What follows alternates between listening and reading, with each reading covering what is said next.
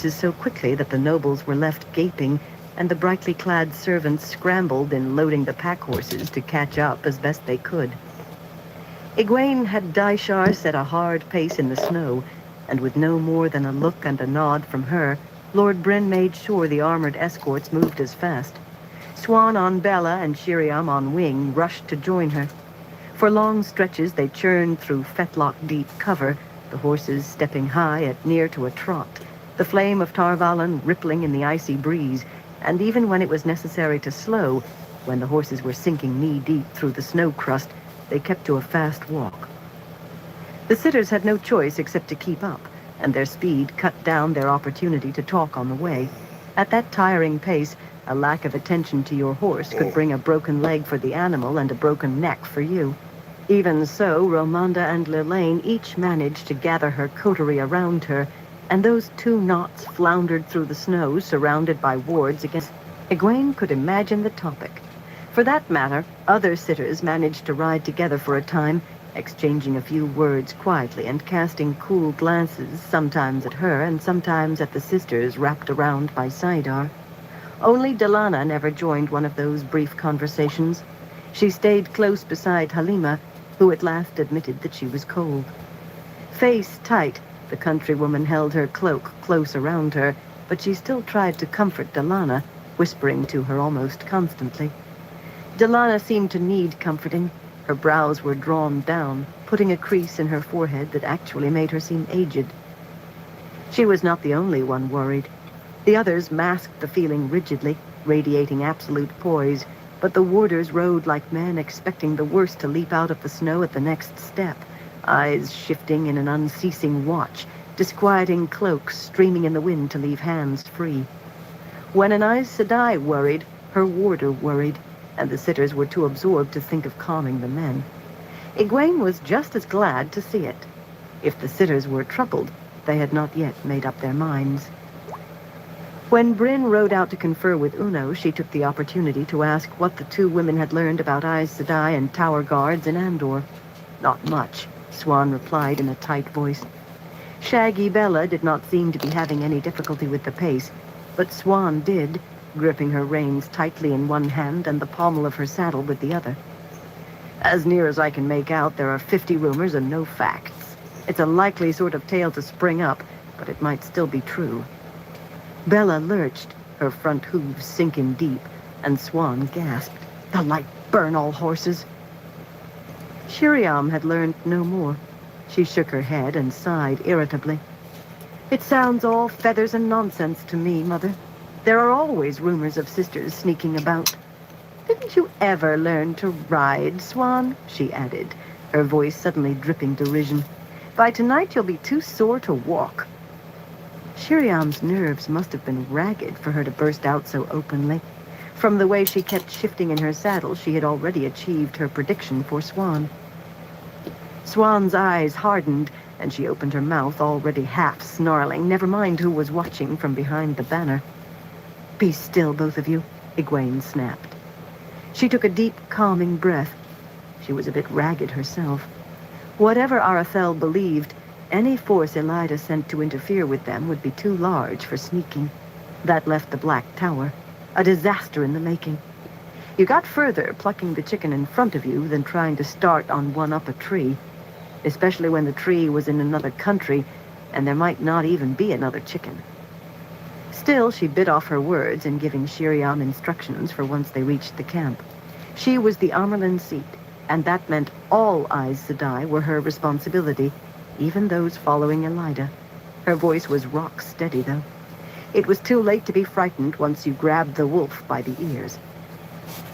Shiriam's tilted eyes went wide at the orders. Mother, if I may ask, why... She trailed off under Egwene's level gaze and swallowed. It will be as you say, Mother, she said slowly. Strange. I remember the day you and Nynaeve came to the tower. 2 girls who couldn't decide whether to be excited or frightened. So much has changed since then. Everything. Nothing stays the same forever, Egwene told her. She gave Swan a significant look, but Swan refused to see. She appeared to be sulking. Shiriam looked sick. Lord Bryn returned then, and he must have sensed the mood among them. Aside from saying that they were making good time, he kept his mouth shut. A wise man. Making good time or not, the sun was sitting almost on the treetops when they finally rode through the army's sprawling camp. Wagons and tents cast long shadows across the snow, and a number of men were hard at work building yet more low shelters out of brush.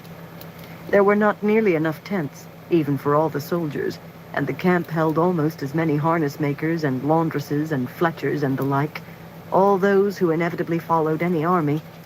The ringing of anvils spoke of farriers and armorers and blacksmiths still at their labors. Cook fires were burning everywhere, and the cavalry peeled away, eager for warmth and hot food, as soon as their wearily plodding animals were cared for. Surprisingly, Bryn rode on at Egwene's side after she dismissed him. "If you will allow, Mother," he said, "I thought I might accompany you a while longer." Shiriam actually twisted in her saddle to stare in astonishment. Swan stared too, straight ahead, as if not daring to turn her suddenly wide eyes toward him. What did he think he could do? Act as her bodyguard? Against sisters? That fellow with the drippy nose would do as well. Reveal just how completely he was on her side? Tomorrow was time enough for that, if all went well tonight. That revelation now might easily stampede the hall in directions she hardly dared contemplate. "Tonight is for Aes Sedai business," she told him firmly. But silly as the suggestion was, he had offered to put himself at risk for her. There was no telling his reasons. Who knew why a man did anything? Yet she owed him for that, among other things. "Unless I send Swan to you tonight, Lord Bryn, you should leave before morning. If blame for today attaches itself to me, it might reflect on you, too. Staying could prove dangerous, even fatal. I don't think they would need much excuse." No need to name who they were. "I gave my word," he replied quietly, patting Traveler's neck. "To Tarvalin." Pausing, he glanced toward Swan. It was less a hesitation than a consideration. "Whatever tonight's business is," he said finally, "remember that you have 30,000 men and Gareth Bryn behind you. That should count for something even among Aes Sedai. Until tomorrow, Mother." Reining his big-nosed bay around, he called over his shoulder, "I expect to see you tomorrow too, Swan. Nothing changes that." Swan stared at his back as he rode away. There was anguish in her eyes. Egwene could not help staring too. He had never been so open before, not nearly. Why now, of all times? Crossing the 40 or 50 paces that separated the army's camp from the Aes Sedai's, she nodded to Shiriam, who drew rein at the first tents. She and Swan rode on. Behind them, Shiriam's voice rose, surprisingly clear and steady. "The Amerlin seat calls the hall to sit this day in formal session. Let preparations be made with all speed." Egwene did not look back. At her tent, a bony groom, kicking her layered woolen skirts, came running to take Daishar and Bella. Her face was pinched, and she barely ducked her head before hurrying away with the horses as quickly as she had come. The warmth of the glowing braziers inside was like a fist closing down. Egwene had not realized how cold it was outside until then, or how cold she was. Chesa took her cloak and exclaimed when she felt her hands, "Why, you're iced to the bone, Mother." Chattering away, she bustled around, folding Egwene's cloak and Swan's, smoothing the neatly turned-down blankets on Egwene's cot, touching a tray set on one of the chests that had been pulled down from the stack. "I'd jump right into bed with hot bricks all around if I was that chilled, as soon as I'd eaten anyway. Warm outside does only so much good without warm inside. I'll fetch a few extra bricks to tuck under your feet while you sup. And for Swan, said I, of course. Oh, if I was as hungry as you must be, I know I'd be tempted to gulp my food, but that always gives me pains in the stomach." Pausing by the tray, she eyed Egwene and nodded with satisfaction when she said that she would not eat too fast. Making a sober answer was not easy. Chesa was always refreshing, but after today, Egwene almost laughed with pleasure. There were no complications to Chesa. 2 white bowls of lentil stew stood on the tray, along with a tall pitcher of spiced wine, 2 silver cups, and 2 large rolls. Somehow the woman had known Swan would be eating with her. Steam rose from the bowls and pitcher. How often had Chesa had to change that tray to make sure warm food greeted Egwene straight away? Simple and uncomplicated, and as caring as a mother or a friend. I must forego bed for now, Chesa. I've work yet tonight. Would you leave us? Swan shook her head as the tent flap fell behind the plump woman. Are you sure she hasn't been in your service since you were a babe? She muttered. Taking one of the bowls, a roll, and a spoon, Egwene settled into her chair with a sigh. She also embraced the source and warded the tent against listeners.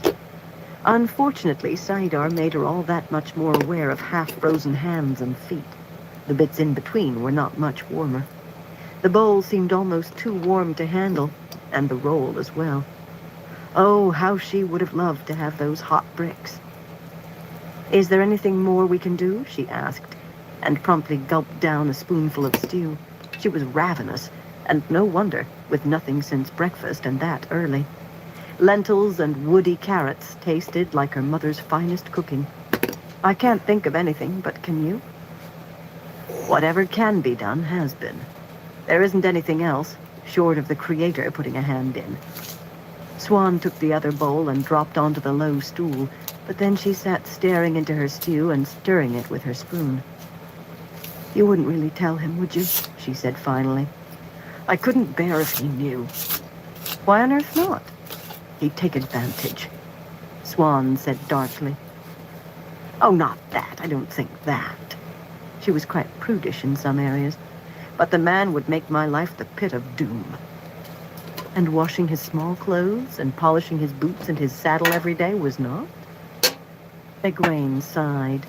How could such a sensible, intelligent, capable woman turn into a scatterbrain over this one subject?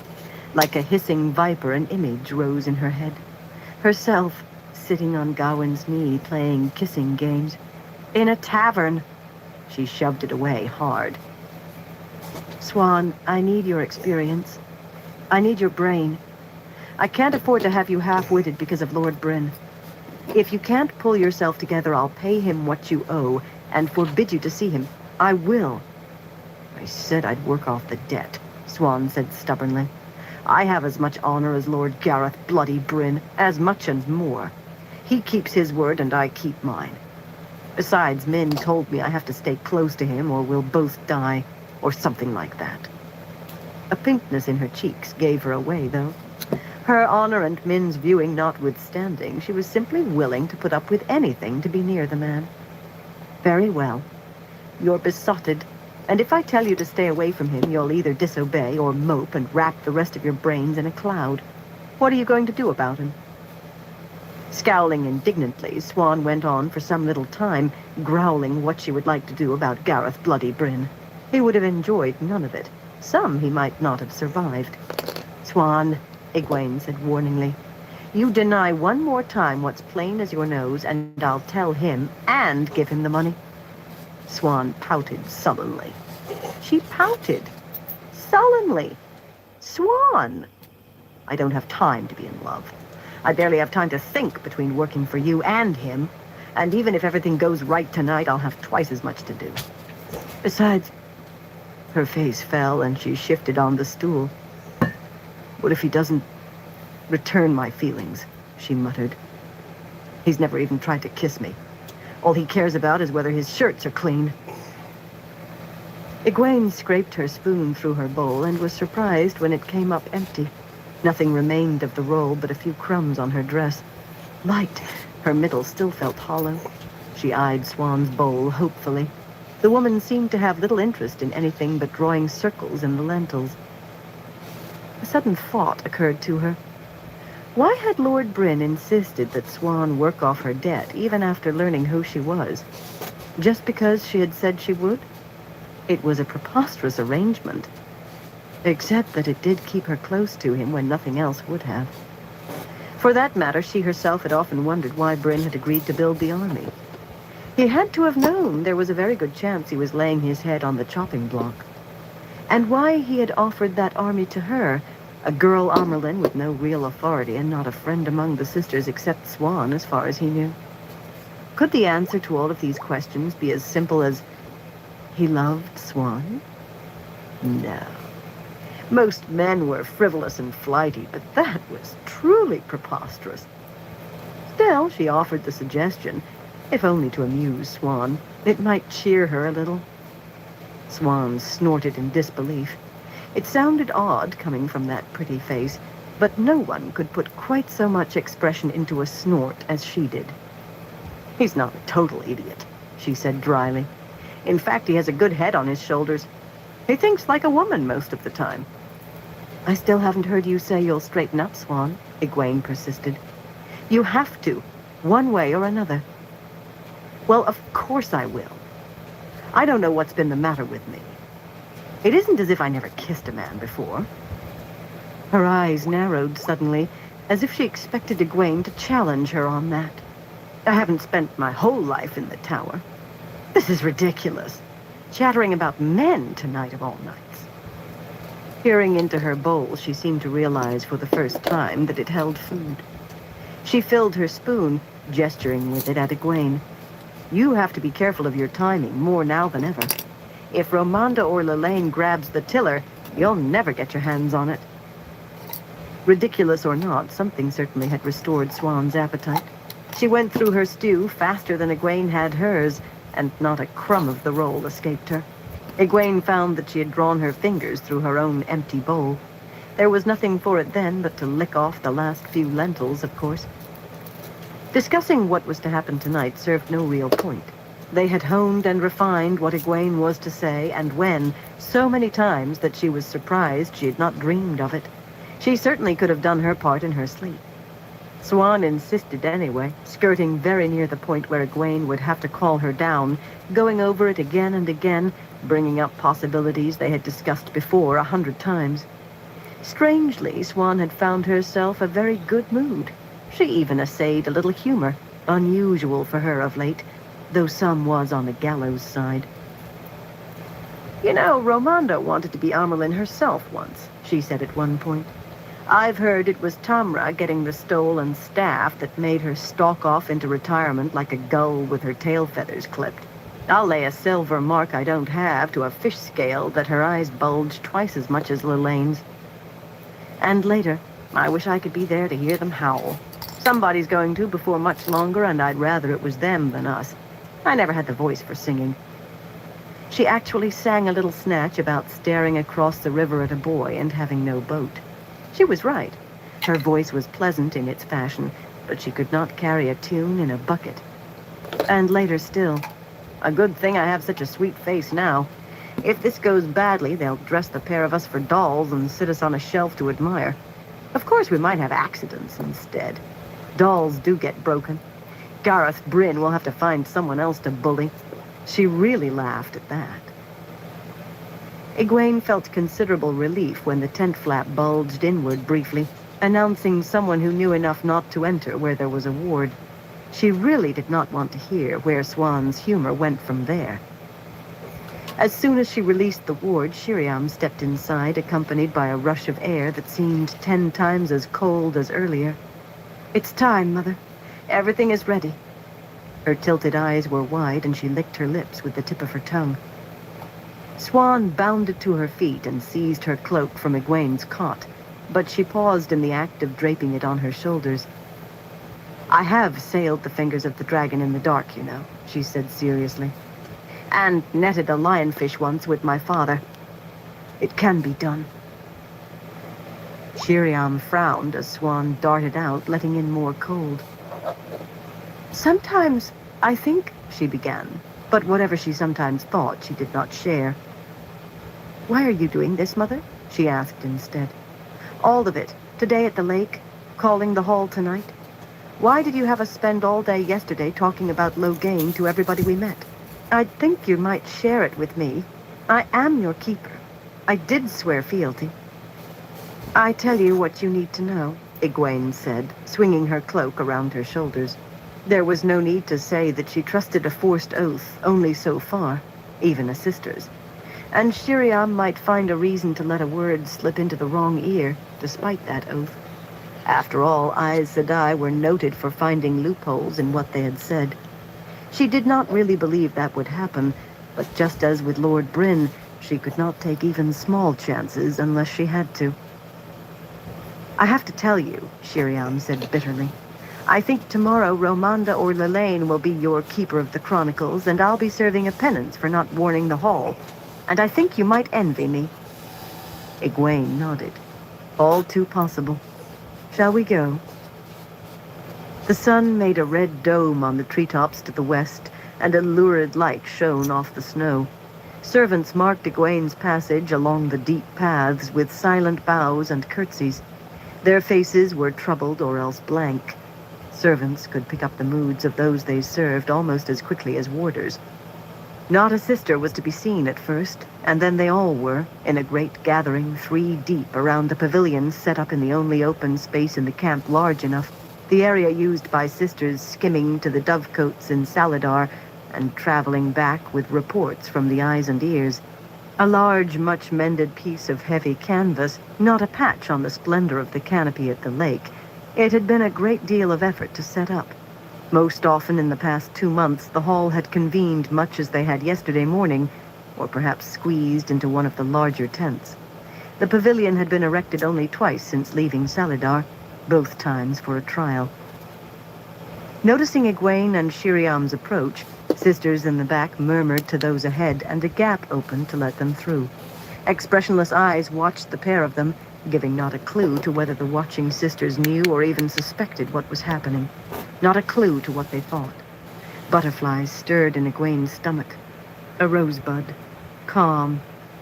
She stepped onto the layered carpets, woven in bright flowers and a dozen different patterns, and moved through the ring of braziers set up around the canopy's rim, and Shiriam began. "She comes! She comes!"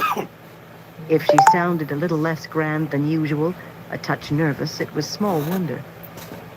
The polished benches and cloth-covered boxes from the lake were in use again. They made a much more formal sight than the mismatched gaggle of chairs that had been used previously. 2 slanting lines of 9 grouped by 3s, green, gray, and yellow to one side, white, brown, and blue to the other. At the wide end, farthest from Egwene, stood the striped box and bench for the Amerlin seat. Sitting there, she would be the focus of every eye, very much aware that she was 1, facing 18. As well, she had not changed her clothes. Every sitter still wore her finery from the lake, only adding her shawl. A rosebud. Calm. One of the benches was empty, though only for a moment longer. Delana came rushing in just as Shiriam finished her litany. Looking breathless and flustered, the gray sitter scrambled up to her seat, between Baralin and Quamesa, with little of her usual grace. She wore a sickly grin and toyed nervously with the fire drops around her neck. Anyone might have thought she was the one on trial. Calm. No one was on trial. Yet. Egwene started slowly across the carpets between 2 rows, with Shiriam close behind, and Quamesa stood.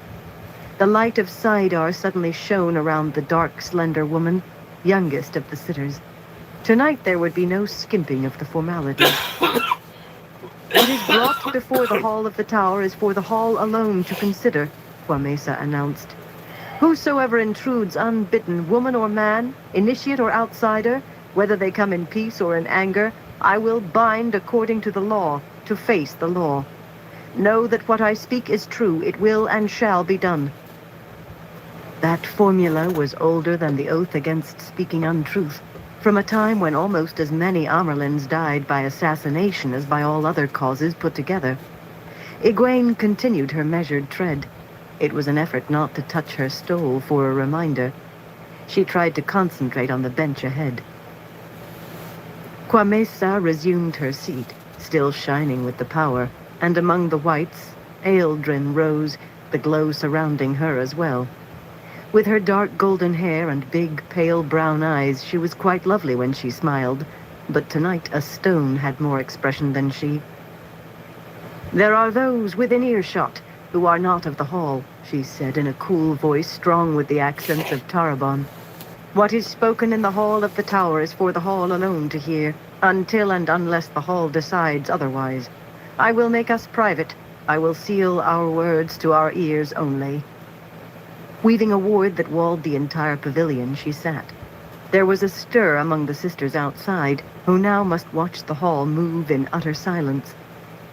Strange that so much among sitters depended on age, when distinction by age was next to anathema among the rest of Aes Sedai.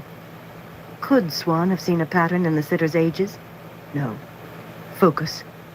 Calm and focus. Gripping the edges of her cloak, Egwene stepped up onto the brightly striped box and turned. Lilane was already on her feet, blue-fringed shawl looped across her arms, and Ramonda was rising without even waiting for Egwene to sit. She dared not let either seize the tiller. I call a question before the hall, she said in a loud, firm voice. Who will stand to declare war against the usurper Ilaire of Renia Royhan? And then she sat, throwing off her cloak and letting it fall across the bench. Standing beside her on the carpets, Shiriam appeared quite cool and collected, but she made a small sound, almost a whimper. Egwene did not think anyone else had heard. She hoped not.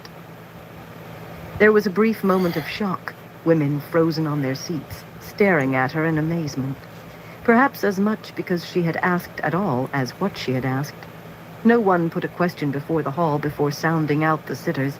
It just was not done, for practical reasons as much as tradition. At last, Lilane spoke.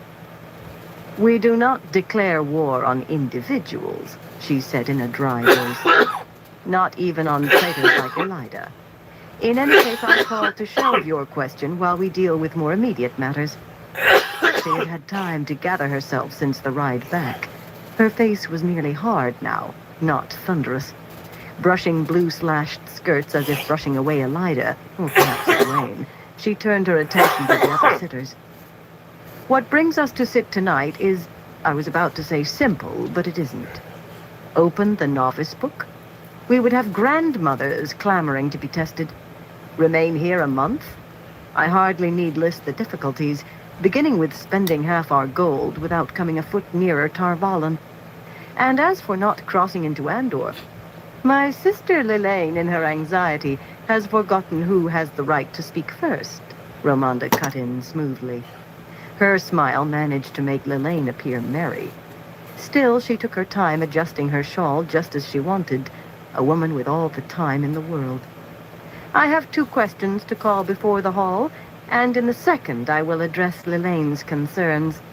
Unfortunately for her, my first question concerns Lilane's own fitness to continue in the hall. Her smile widened without growing the slightest bit warmer. Lilane sat slowly, her scowl quite open. A question of war cannot be shelved, Egwene said in a carrying tone. It must be answered before any question called after it. That is the law. Quick, questioning glances passed between sitters. Is that so? Janya said finally. Squinting thoughtfully, she twisted on her bench to address the woman next to her. Takima, you remember everything you read, and I'm sure I remember you saying you had read the law of war. Is that what it says? Egwene held her breath. The White Tower had sent soldiers to any number of wars over the last 1,000 years, but always in response to a plea for help from at least 2 thrones, and it always had been their war, not the Tower's. The last time the Tower itself actually declared war had been against Arthur Hawkwing. Swan said that now only a few librarians knew much more than that there was a law of war. Short, with long dark hair to her waist and skin the color of aged ivory, Takima often reminded people of a bird, tilting her head in thought. Now she looked like a bird that wanted to take flight, shifting on her seat, adjusting her shawl, unnecessarily straightening her cap of pearls and sapphires. It is, she said finally, and clamped her mouth shut. Egwene quietly started breathing again. It seems, Ramonda said in a clipped tone, that Swan Santre has been teaching you well. Mother, how speak you in support of declaring war on a woman? She sounded as if she were trying to push something disagreeable out of her way, and she dropped onto her seat, waiting for it to depart. Egwene nodded graciously anyway and rose. She met the sitters' gazes one by one, levelly, firmly. Takima avoided her eyes. What the woman knew. But she had not said anything. Would she hold silent long enough? It was too late to change plans. Today we find ourselves confronted by an army led by people who doubt us. That army would not be there otherwise. Egwene wanted to put passion into her voice, to let it burst out, but Swan had advised utter coolness, and finally she had agreed. They needed to see a woman in control of herself, not a girl being ridden by her heart. The words came from her heart, though. You heard Arathel say she did not want to become entangled in Aes Sedai affairs, yet they were willing to bring an army into Murundi and stand in our way, because they are not certain who we are or what we are about. Did any of you feel that they truly believe you are sitters? Malind, round-faced and fierce-eyed, shifted on her bench among the greens, and so did Salita, twitching her yellow-fringed shawl, though her dark face managed to hide any expression. Birana, another sitter chosen in Salidar, frowned thoughtfully. Egwene did not mention the reaction to her as Amerlin. If that thought was not already in their heads, she did not want to plant it. We've listed Elida's crimes to countless nobles, she went on. We've told them they intend to remove her, but they doubt. They think that maybe we are what we think. And maybe there's a trick in our words. Perhaps we are only Elida's hand, weaving some elaborate scheme. Doubt leaves people floundering. Doubt gave Pelavar and Arathel the nerve to stand before Aes Sedai and say, you cannot go further. Who else will stand in our way or interfere because they aren't certain, and uncertainty leads them to act in a cloud of confusion?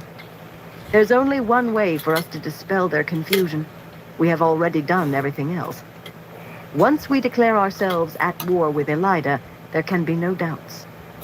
I don't say that Arathel and Pelavar and Aemlyn will march away as soon as we do so, but they and everyone else will know who we are. No one will dare again to show doubt so openly when you say you are the Hall of the Tower. No one will dare stand in our way, meddling in the affairs of the Tower through uncertainty and ignorance.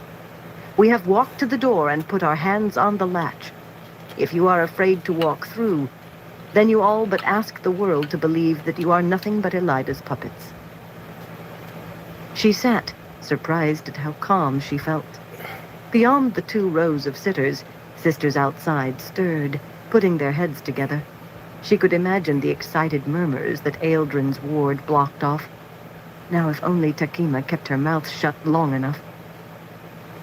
Romanda grunted impatiently and stood only long enough to say, who stands for declaring war against Elida? Her gaze returned to Lelaine, and her cold, smug smile returned. It was clear what she considered important once this nonsense was done with. Janya rose immediately, the long brown fringe on her shawl swaying. We might as well, she said. She was not supposed to speak, but her set jaw and sharp gaze dared anyone to call her down. She was not normally so forceful, but as usual her words nearly tripped over one another. Mending what the world knows won't be any harder than it is for this. Well, I don't see the point of waiting. On the other side of Takima, Esmeralda nodded and stood. Moria all but bounded to her feet, frowning down at Lirella, who gathered her skirts as if to rise, then hesitated and looked at Lelaine questioningly. Lelaine was too busy frowning across the carpets at Romanda to notice. Among the greens, Samalin and Malind stood together, and Faisella looked up with a jerk. A stocky, copper-skinned Domani, Faisella was not a woman startled by much, but she looked startled now, her square face swinging wide-eyed from Samalin to Malind and back. Salita rose, carefully adjusting the yellow fringe of her shawl, and just as carefully avoiding Romanda's sudden frown. Quamesa stood, and then Ealdrin, drawing Birana up by her sleeve. Dallana twisted completely around on her bench, peering at the sisters outside. Even in silence, the spectators' excitement communicated itself in constant shifting, heads going together, eyes darting toward the sitters. Dallana rose slowly, both hands pressed to her middle, looking ready to sick up on the spot.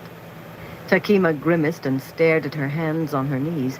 Soroya studied the other two white sitters, tugging at her ear the way she did when deep in thought. But no one else moved to stand. Egwene felt bile rising in her own throat. 10. Just 10. She had been so sure. Swan had been so sure. Loghain alone should have been enough, given their ignorance of the law involved. Pelavar's army and Arathel refusing to admit that they were sitters should have primed them like a pump. "For the love of the light!" Moria burst out. Rounding on Lirella and Lilane, she planted her fists on her hips. If Janya's speaking had not gone against custom, this tied it in a knot. Displays of anger were strictly forbidden in the hall, but Moria's eyes blazed, and her Ilianer accent was thick with it. "Why do you wait? Elida did steal the stole and the staff. Elida's Aja did make Loghain a false dragon, and only the light knows how many other men.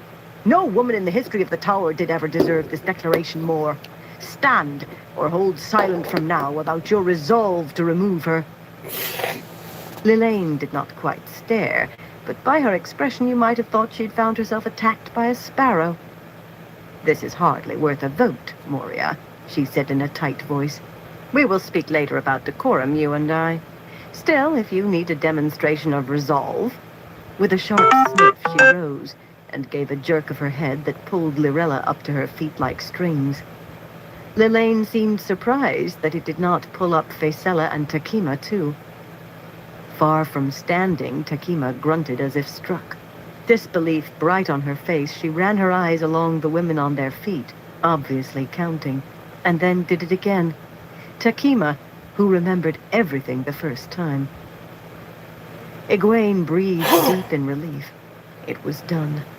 She could hardly believe. After a moment, she cleared her throat, and Shiriam actually jumped. Green eyes as big as teacups, the keeper cleared her throat, too. "The lesser consensus standing, war is declared against Elida do Avrine Arroyhan." Her voice was none too steady, but it sufficed. "In the interest of unity, I ask for the greater consensus to stand." Faisella half moved, then clenched her hands in her lap. Soroya opened her mouth, then closed it without speaking, her face troubled. No one else stirred. "You won't get it," Romanda said flatly. The sneer she directed across the pavilion at Lilane was as good as a statement of why she, at least, would not stand. "Now that little business is finished, we can go on with..." "I don't think we can," Egwene cut in. "Takima, what does the law of war say about the Amerlin seat?" Romanda was left with her mouth hanging open. Takima's lips writhed. The diminutive Brown looked more than ever a bird wishing to take flight. "The law," she began, then took a deep breath and sat up straight. "The law of war states, as one set of hands must guide a sword, so the Amerlin seat shall direct and prosecute the war by decree. She shall seek the advice of the Hall of the Tower, but the Hall shall carry out her decrees with all possible speed, and for the sake of unity, they shall..." She faltered and had to visibly force herself to go on. "They shall and must approve any decree of the Amerlin seat regarding prosecution of the war with the greater consensus." A long silence stretched. Every eye seemed to be goggling. Turning abruptly, Dallana vomited onto the carpets behind her bench. Kwamesa and Salita both climbed down and started toward her, but she waved them off, plucking a scarf from her sleeve to wipe her mouth. Magla and Soroya and several others still seated looked as though they might follow her example. No others who had been chosen in Salidar, though. Romanda appeared ready to bite through a nail. "Very clever," Lilane said at last in clipped tones, and after a deliberate pause added, "Mother, will you tell us what the great wisdom of your vast experience tells you to do?" About the war, I mean. I want to make myself clear." "Let me make myself clear, too," Egwene said coldly. Leaning forward, she fixed the blue sitter sternly. "A certain degree of respect is required toward the Amelin seat, and from now on I will have it, daughter. This is no time for me to have to unchair you and name a penance." Lilaine's eyes crept wider and wider with shock. Had the woman really believed everything would continue as before? Or after so long not daring to show more than the tiniest backbone, had Lilane simply believed she had none? Egwene really did not want to unchair her. The blues would almost certainly return the woman, and she still had to deal with the Hall on matters that could not be convincingly disguised as part of the war against Elida. From the corner of her eye, she saw a smile pass across Romanda's lips at seeing Lilane set down. Small profit if all she did was raise Romanda's stock with the others. "That holds for everyone, Romanda," she said. "If need be, Tiana can find 2 birches as easily as 1. Romanda's smile vanished abruptly. "If I may speak, Mother," Takima said, rising slowly. She attempted a smile, but she still looked decidedly ill. "I myself think you have begun well. There may be benefits to stopping here a month, or longer." Romanda's head jerked around to stare at her, but for once Takima did not appear to notice. "Wintering here, we can avoid worse weather further north, and also plan carefully." "There's an end to delays, daughter," Egwene cut in. "No more dragging our feet." Would she be another Gera, or another Shine? Either was still possible. "In 1 month, we will travel from here." No, she was Egwene Alvir, and whatever the secret histories would say of her faults and virtues, the light only knew. But they would be hers, not copies of some other woman's.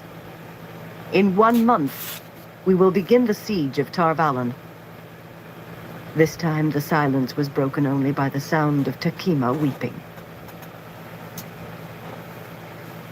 Chapter 20. Into Andor. Elaine hoped that the journey to Camelin would go smoothly, and in the beginning it seemed to do so. She thought that, even as she and Avienda and Birgitta sat bone-weary and huddled in the rags that remained of their clothing, filthy with dirt and dust and the blood of the injuries they had received when the gateway exploded. In 2 weeks at most, she would be ready to present her claims to the Lion Throne. There on the hilltop, Nynaeve healed their numerous hurts and spoke barely a word, certainly not berating them. Surely that was a pleasant sign, if unusual. Relief at finding them alive battled worry on her face. Lan's strength was necessary to remove the Shanchan crossbow bolt from Birgitta's thigh before she could be healed of that wound. But although her face drained of blood, and Elaine felt a stab of agony through the bond, agony that made her want to cry out, her warder barely groaned through her gritted teeth. "Taishar Kandor," Lan murmured, tossing the pilehead quarrel, made to punch through armor, aside on the ground. True blood of Kandor. Birgitta blinked, and he paused. "Forgive me if I erred. I assumed from your clothes you were Kandori." "Oh, yes," Birgitta breathed. "Kandori." Her sickly grin might have been from her injuries. Nynaeve was impatiently shooing Lan out of the way so she could lay hands on her. Elaine hoped the woman knew more of Kandor than the name. When Birgitta had last been born, there had been no Kandor. She should have taken it as an omen. For the 5 miles to the small, slate-roofed manor house, Birgitta rode behind Nynaeve on the latter's stout brown mare, named Lover's Knot of all things, and Elaine and Avienda rode Lan's tall black stallion. At least Elaine sat Mandarb's saddle, with Avienda's arms around her waist, while Lan led the fiery-eyed animal. Trained warhorses were as much weapons as a sword, and dangerous mounts for strange riders. "Be sure of yourself, girl," Linny had always told her, but not too sure, and she did try. She should have realized events were no more in her control than Mandarb's reins. At the 3-story stone house, Master Hornwell, stout and gray-haired, and Mistress Hornwell, slightly less round and slightly less gray, but otherwise resembling her husband remarkably, had every last person who worked the estates, and Marililla's maid Pole, and the green and white liveried servants who had come from the Tarasin Palace as well, all bustling to find sleeping accommodations for over 200 people, most women, who had appeared out of nowhere with dark near to falling. The work went with surprising swiftness, in spite of the estate's people stopping to gawk at an Aes Sedai ageless face, or a warder's shifting cloak making parts of him vanish, or one of the sea folk with all of her bright silks, her earrings and nose ring and medallion chain. Kinswomen were deciding that now it was safe to be frightened and cry no matter what Rihanna and the knitting circle said to them. Windfinders were snarling over how far from the salt they had come, against their will, as Ranilad and Callan loudly claimed. And nobles and craftswomen who had been all too willing to flee whatever lay back in Ebudar, willing to carry their bundled possessions on their backs, were now balking at being shown a hayloft for a bed. All that was going on when Elaine and the others arrived with the sun red on the western horizon, a great upheaval and milling all about the house and thatch-roofed outbuildings. But Alice Tengila, smiling pleasantly and implacable as an avalanche, seemed to have everything more in hand than even the capable Hornwells. Kinswomen who wept harder for all of Rihanna's attempts at comfort dried their tears at a murmur from Elise, and began moving with the purposeful air of women who had been caring for themselves in a hostile world for many years.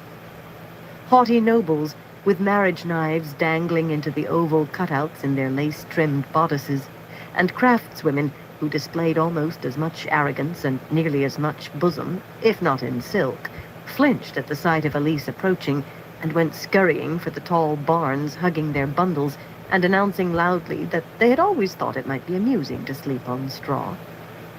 Even the Windfinders, many of them important and powerful women among the Atha'an-Mier, muffled their complaints when Elise came near. For that matter, Saritha, still lacking the Aes Sedai agelessness, eyed Elise askance and touched her brown-fringed shawl, as if to remind herself it was there. Marililla, unflappable Marililla, watched the woman go about her work with a blend of approval and open amazement. Clambering down from her saddle at the front door of the house, Nynaeve glared toward Elise, gave her dark braid one deliberate, measured tug that the other woman was far too busy to notice, and stalked inside, stripping off her blue riding gloves and muttering to herself. Watching her go, Lan chuckled softly, then stifled his laughter immediately when Elaine dismounted. Light, but his eyes were cold.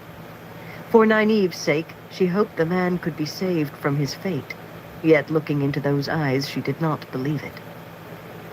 "Where is Ispan?" she murmured, helping Aviendha scramble down. So many of the women knew an Aes Sedai, a black sister, was being held prisoner, that the news was bound to spread through the estates like fire in dry grass, but better if the manor's folk had a little preparation. Adelius and Van Deen took her to a small woodcutter's hut about half a mile away, he replied just as quietly. In all this, I don't think anyone noticed a woman with a sack over her head. The sisters said they would stay there with her tonight. Elaine shivered.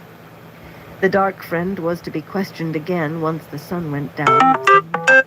They were in Andor now, and that made her feel more deeply as if she had given the order for it. Soon she was in a copper bathtub, luxuriating in perfumed soap and clean skin again, laughing and splashing water at Brigitte, who lolled in another tub, except when she was splashing back, both of them giggling over the wincing horror Aviendha could not quite conceal at sitting up to her breasts in water. She thought it was a very good joke on herself, though, and told a most improper story about a man getting Segada spines in his bottom. Brigitte told one still more improper, about a woman getting her head caught between the slats of a fence that made even Aviendha blush. They were funny, though. Elaine wished she knew one to tell. She and Aviendha combed and brushed one another's hair, a nightly ritual for near sisters, and then they snuggled tiredly into the canopied bed in a small room. She and Avienda, Brigitte and Nynaeve, and lucky there were no more. Larger rooms had cots and pallets covering the floors, including the sitting rooms, the kitchens, and most of the halls. Nynaeve muttered half the night about the indecency of making a woman sleep apart from her husband, and for the other half, her elbows seemed to wake Elaine every time she dropped off. Brigitte flatly refused to change places, and she could not ask Avienda to endure the woman's sharp prodding, so she did not get a great deal of sleep. Elaine was still groggy when they prepared to depart the next morning, with the rising sun a molten ball of gold. The manor had few animals to spare unless she stripped the estates bare, so while she rode a black gelding named Fireheart, and Avienda and Brigitte had new mounts, those who had been afoot when they fled the Kin's farm remained afoot. That included most of the Kin's women themselves, the servants leading the pack animals, and the 20-odd women who plainly were beyond regretting their visit to the Kin's farm in hopes of peace and contemplation. The warders rode ahead to scout the way across rolling hills covered in drought-starved forest, and the rest of them stretched out in a most peculiar snake, with Nynaeve and herself and the other sisters at the head. And Avienda, of course. It was hardly a group that could escape notice, so many women traveling with so few men for guards, not to mention 20 dark wind-finders, awkward on their horses and as bright as exotically plumaged birds, and 9 Eyes Sedai, 6 of them recognizably so to anyone who knew what to look for, though one did ride with a leather sack over her head, of course, as if that would not attract eyes by itself. Elaine had hoped to reach Camelin unnoticed, but that no longer seemed possible. Still, there was no reason that anyone would suspect that the daughter-heir, Elaine Trakand herself, was one of this group. In the beginning, she thought that the greatest difficulty they might face would be someone who opposed her claims, learning of her presence, sending armed men to try taking her into custody until the succession was settled. In truth, she expected the first trouble to come from the footsore craftswomen and nobles, proud women all, and none used to tramping dusty hills, especially since Marililla's maid had her own plump mare to ride. The few farm wives among them did not seem to mind too much, but nearly half their number were women who possessed lands and manors and palaces, and most of the rest could have afforded to buy an estate, if not 2 or 3. They included 2 goldsmiths, 3 weavers who owned over 400 looms between them, a woman whose manufactories produced 1/10 of all the lacquerware Ebudar produced, and a banker. They walked, their possessions strapped to their backs, while their horses bore pack saddles laden with food. There was real need. Every last coin in everyone's purse had been pulled together and given into Nynaeve's tight-fisted keeping, but all might not be sufficient to buy food, fodder, and lodgings for so large a party all the way to Camelin. They did not seem to understand. They complained loudly and incessantly through the first day's march. Loudest of all was a slim lady with a thin scar on one cheek, a stern-faced woman named Malian, who was nearly bent double under the weight of a huge bundle containing a dozen or more dresses and all the changes that went with them. When they made camp that first night, with their cook fires glowing in the twilight and everyone full of beans and bread, if not entirely satisfied with them, Malian gathered the noblewomen around her, their silks more than travel-stained. The craftswomen joined in too, and the banker and the farmers stood close. Before Malian could say a word, Rihanna strode into the group, her face full of smile lines in plain brown woolens, with her skirts sewn up on the left to expose bright layered petticoats. She might have been one of the farm women. "If you wish to go home," she announced in that surprisingly high voice, "you may do so at any time. I regret that we must keep your horses, though. You will be paid for them as soon as can be arranged. If you choose to remain, please remember that the rules of the farm still apply." A number of the women around her gaped. Malian was not alone in opening her mouth angrily. Alice just seemed to appear at Rihanna's side, fists planted on her hips. She was not smiling now. "I said the last 10 to be ready would do the washing up," she told them firmly. And she named them off. Gillian, a plump goldsmith, Nysella, the cool-eyed banker, and all 8 of the nobles. They stood staring at her until she clapped her hands and said, "Don't make me invoke the rule on failure to do your share of the chores." Malian, wide-eyed and muttering in disbelief, was the last to dart off and begin gathering dirty bowls. But the next morning she pared her bundle down, leaving lace-trimmed silk dresses and shifts to be trampled on the hillside as they departed.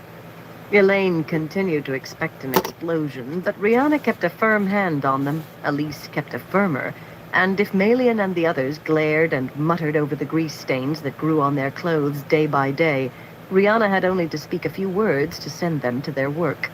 Elise only had to clap her hands. If the rest of the journey could have gone as smoothly, Elaine would have been willing to join those women in their greasy labors. Long before reaching Camelin, she knew that for a fact. Once they reached the first narrow, dusty road, little more than cart track, farms began to appear, thatched stone houses and barns clinging to the hillsides, or nestled in hollows. From then on, whether the land was hilly or flat, forested or cleared, they rarely spent many hours beyond sight of a farm or a village. At each of those, while the local folk goggled at the very strange strangers, Elaine tried to learn how much support House Trakand had, and what concerned the people most. Addressing those concerns would be important in making her claim to the throne strong enough to stand, as important as the backing of other houses. She heard a great deal, if not always what she wished to hear. Andorrans claimed the right to speak their minds to the Queen herself. They were hardly shy with a young noblewoman, no matter how peculiar her traveling companions.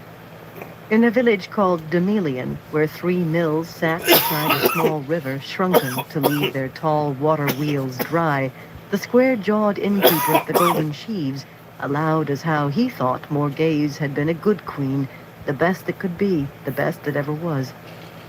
"Her daughter might have been a good ruler too, I suppose," he muttered, thumbing his chin. "Pity the dragon reborn killed them. I suppose he had to. The prophecies or some such. But he had no call to dry up the rivers, now did he? How much grain did you say your horses need, my lady? It's dreadful dear, mind." A hard-faced woman in a worn brown dress that hung on her as if she had lost weight surveyed a field surrounded by a low stone wall where the hot wind sent sheets of dust marching into the woods. The other farms around Berry Hill looked as bad or worse. "That dragon reborn's got no right to do this to us. Now has he? I ask you." She spat and frowned up at Elaine in her saddle. "The throne? Oh, Diolin's as good as any now Morghese and her girl are dead. Some around here still speak up for Nayan or Elenia, but I'm for Diolin. Any lookout, Camelin's a long way off. I've got crops to worry about, if I ever make another crop." "Oh, it's true, my lady, so it is. Elaine's alive," a gnarled old carpenter told her in Forel Market. He was bald as a leather egg, his fingers twisted with age, but the work standing among the shavings and sawdust that littered his shop looked as fine as any Elaine had seen. She was the only person in the shop besides him. From the look of the village, half the residents had left. "The Dragon Reborn is having her brought to Camelin so he can put the rose crown on her head himself," he allowed. "The news is all over. 'Tisn't right, if you ask me. He's one of them black-eyed Aiel men, I hear. We ought to march on Camelin and drive him and all them Aiel back where they come from. Then Elaine can claim the throne her own self. If Diolin lets her keep it, anyway." Elaine heard a great deal about Rand, rumors ranging from him swearing fealty to Elida to him being the king of Ilion of all things. In Andor he was blamed for everything bad that happened for the last 2 or 3 years, including stillbirths and broken legs, infestations of grasshoppers, 2-headed calves, and 3-legged chickens. And even people who thought her mother had ruined the country and an end to the reign of House Trakand was good riddance still believed Rand al'Thor an invader. The Dragon Reborn was supposed to fight the Dark One at Sheol Ghul, and he should be driven out of Andor. Not what she had hoped to hear, not a bit of it. But she heard it all again and again. It was not a pleasant journey at all. It was one long lesson in one of Linny's favorite sayings. It isn't the stone you see that trips you on your nose. She thought a number of things beside the nobles might cause trouble, some sure to be explosions as great as the gateway. The Windfinders, smug in the bargain made with Nynaeve and herself, behaved in an irritatingly superior manner toward the Aes Sedai, especially after it came out that Marililla had let herself agree to be one of the first sisters to go the ships. Yet, if the sizzling there continued like the burning of an illuminator's fuse cord, the explosion never quite came. The Windfinders and the kinswomen, in particular the Knitting Circle, seemed as certain to blow up. They cut one another dead when not sneering openly, the kin at sea-folk wilders getting above themselves, the Windfinders at cringing sand-lappers kissing Aes Sedai feet. But it never went beyond lips curled or daggers caressed. Ispan certainly presented problems that Elaine was sure would grow, yet after a few days, Van Deen and Adelius let her ride unhooded, if not unshielded. A silent figure with colored beads in her thin braids, ageless face turned down, and hands still on her reins.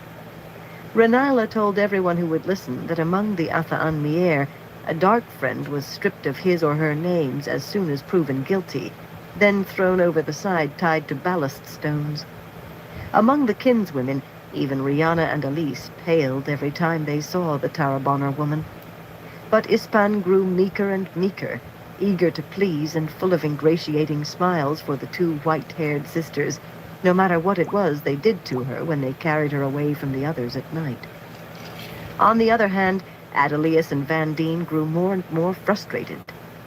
Adelius told Nynaeve in Elaine's hearing that the woman spilled out volumes about old plots of the Black Ajah, those she had not been involved in much more enthusiastically than those she was. Yet even when they pressed her hard, Elaine could not quite make herself ask how they pressed, and she let slip the names of dark friends. Most were certainly dead, and none was a sister. Van Deen said they were beginning to fear she had taken an oath. The capital was audible, against betraying her cohorts.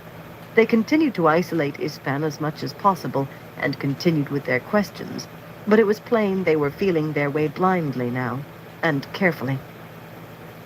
And there was Nynaeve, and Lan. Most definitely Nynaeve and Lan, with her near to bursting at the effort of holding her temper around him, mooning over him when they had to sleep apart, which was nearly always the way accommodations divided up, and torn between eager and afraid when she could sneak him off to a hayloft. It was her own fault for choosing a sea-folk wedding in Elaine's estimation. The sea-folk believed in hierarchy as they did in the sea, and they knew a woman and her husband might be promoted one past the other many times in their lives. Their marriage rights took that into account. Whoever had the right to command in public must obey in private. Lan never took advantage, so Nynaeve said. Not really, whatever that was supposed to mean.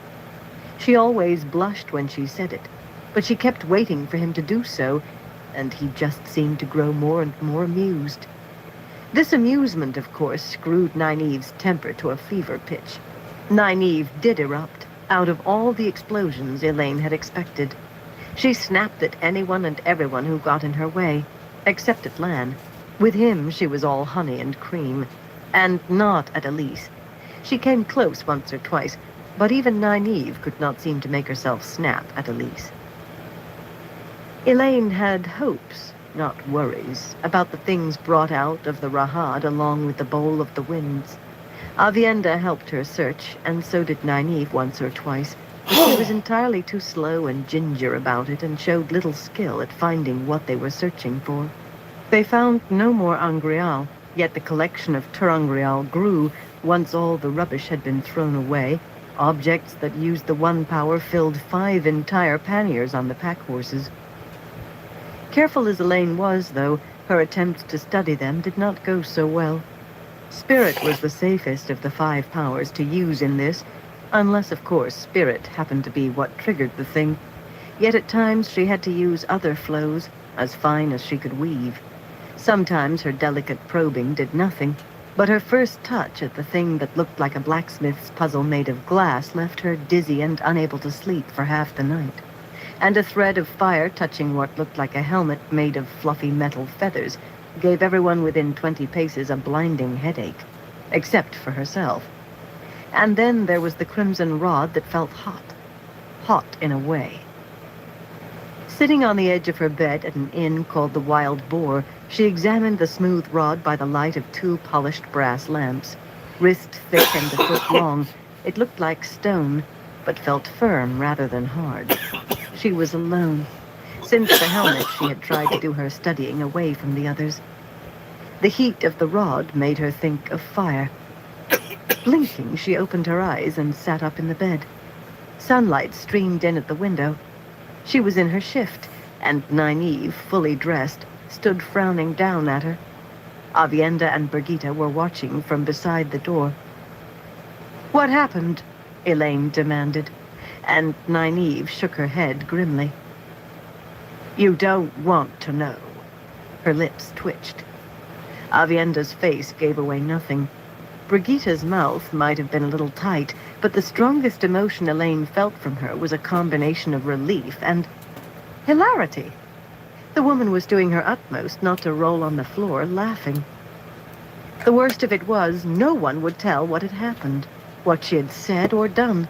She was sure it was that, by the quickly hidden grins she saw, from kinswomen and windfinders as well as sisters, but no one would tell her.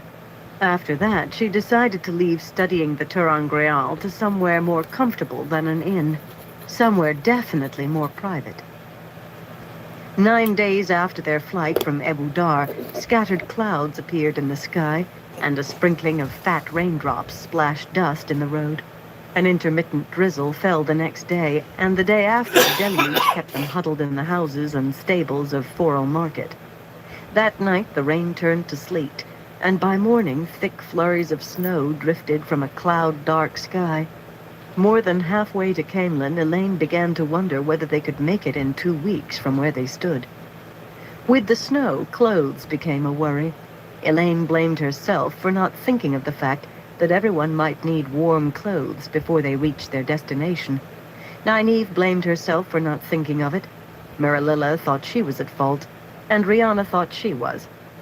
They actually stood in the main street of Forel Market that morning with snowflakes drifting down on their heads, arguing over who could claim the blame. Elaine was not sure which of them saw the absurdity first, who was the first to laugh, but all were laughing as they settled around a table in the White Swan to decide what to do. A solution turned out to be no laughing matter. Providing one warm coat or cloak for everyone would take a large bite out of their coin, if so many could be found. Jewelry could be sold or traded, of course, but no one in Forel Market seemed to be interested in necklaces or bracelets, however fine. Avienda solved that difficulty by producing a small sack that bulged with clear, perfect gemstones, some quite large. Strangely, the same folk who had said with bare politeness that they had no use for begemmed necklaces went round-eyed at the unset stones rolling about in Avienda's palm. Rihanna said they saw one as frippery, the other as wealth, but whatever their reasons, in return for 2 rubies of moderate size, 1 large moonstone, and a small fire drop, the people of Forel Market were more than willing to provide as many thick woolens as their visitors desired, some of them hardly worn. "Very generous of them," Nynaeve muttered sourly as people began rooting clothes out of their chests and attics. A steady stream marched into the inn with their arms full. Those stones could buy the whole village. Avienda shrugged slightly. She would have surrendered a handful of the gems if Rihanna had not intervened. Marililla shook her head. "We have what they want, but they have what we need. I'm afraid that means they set the price." Which was entirely too much like the situation with the sea folk. Nynaeve looked positively ill. When they were alone in a hallway of the inn, Elaine asked Avienda where she had gotten such a fortune in jewels, and one she seemed eager to be rid of. She expected her near sister to say they were her takings from the Stone of Tyr, or perhaps Kyrian. "Randall Thor tricked me," Avienda muttered sullenly. "I tried to buy my toque from him. I know that is the least honorable way, she protested, but I could see no other, and he stood me on my head. Why is it when you reason things out logically, a man always does something completely illogical and gains the upper hand? Their pretty heads are so fuzzy, a woman can't expect to follow how they skitter, Elaine told her. She did not inquire what To Avienda had tried to buy, or how the attempt had ended with her near sister possessing a sack full of rich gems. Talking about Rand was hard enough without where that might lead. Snow brought more than a need for warm clothing. At midday, with the snow flurries falling thicker by the minute, Renila strode down the stairs into the common room, proclaimed that her part of the bargain had been met, and demanded not only the Bowl of the Winds, but Marililla. The Grey Sisters stared in consternation, and so did a great many others. The benches were filled with kinswomen taking their turn at the midday meal, and serving men and women ran to serve this third lot of meals. Renila did not keep her voice down, and every head in the common room swiveled toward her. "You can begin your teaching now," Renila told the wide-eyed Aes Sedai. "Up the ladder with you to my quarters." Marililla started to protest, but face suddenly cold, the Windfinder to the mistress of the ships planted fists on her hips. "When I give a command, Marililla C.M. Devon," she said icily, "I expect every hand on deck to jump. Now jump." Marililla did not precisely jump, but she did gather herself and go, with Renila practically chivying her up the stairs from behind. Given her promise, she had no other choice. Rihanna's face was aghast. Alice and stout Sumiko, still wearing her red belt, watched thoughtfully. In the days that followed, whether laboring along a snow-covered road on their horses, walking the streets of a village, or trying to find room for everyone at a farm, Renila kept Marililla at her heels, except when she told her off to follow another Windfinder. The glow of Saidar surrounded the Grey Sister and her escort almost constantly, and Marililla demonstrated weaves unceasingly. The pale Kyrianan was markedly shorter than any of the dark seafolk women, but at first Marililla managed to stand taller by the sheer force of Aes Sedai dignity. Soon, though, she began to wear a permanently startled expression. Elaine learned that when they all had beds to sleep in, which they did not always, Marililla was sharing with Paul, her maid, and the two apprentice Windfinders, Talan and Metara. What that said of Marililla's status, Elaine was not sure. Clearly, the Windfinders did not put her on a level with the apprentices. They just expected her to do as she was told, when she was told, with no delays or equivocations. Rihanna remained appalled at the turn of events, but Alice and Sumiko were not the only ones among the kin to watch closely, not the only ones to nod thoughtfully. And suddenly another problem came to Elaine's notice. The kinswomen saw Ispan made more and more malleable in her captivity, but she was the prisoner of other Aes Sedai. The sea folk were not Aes Sedai, and Marililla not a prisoner, yet she was starting to jump when Renila issued a command, or for that matter when Dorilla or Kyra's blood sister Tebrela did. Each of those was Windfinder to a clan wave mistress, and none of the others made her hop with such alacrity, but that was enough. More and more of the kin slid from horrified gaping to thoughtful observation. Perhaps Aes Sedai were not a different flesh after all. If Aes Sedai were just women like themselves, why should they subject themselves once more to the rigors of the Tower, to Aes Sedai authority and Aes Sedai discipline? Had they not survived very well on their own? Some for more years than any of the older sisters were quite ready to believe? Elaine could practically see the idea forming in their heads. When she mentioned it to Nynaeve, though, Nynaeve just muttered, "About time some of the sisters learned what it's like trying to teach a woman who thinks she knows more than her teacher. Those who have a chance at a shawl will still want it. And for the rest, I don't see why they shouldn't grow some backbone." Elaine refrained from mentioning Nynaeve's complaints about Sumiko, who had certainly grown backbone. Sumiko had criticized several of Nynaeve's healing weaves as clumsy, and Elaine had thought Nynaeve was going to have apoplexy on the spot. In any case, there's no need to tell Egwene about this, if she's there. Any of it. She has enough on her plate. Without doubt, any of it referred to Marililla and the Windfinders. They were in their shifts, seated on their bed on the second floor of the new plow, with the twisted ring Dream Turangrial hanging about their necks, Elaine's on a simple leather cord, Nynaeve's alongside Lan's heavy signet ring on a narrow golden chain. Avienda and Birgitta, still fully dressed, sat on two of their clothing chests. Standing guard, they called it, until she and Nynaeve returned from the world of dreams. Both wore their cloaks until they could climb under the blankets. The new plow was definitely not new.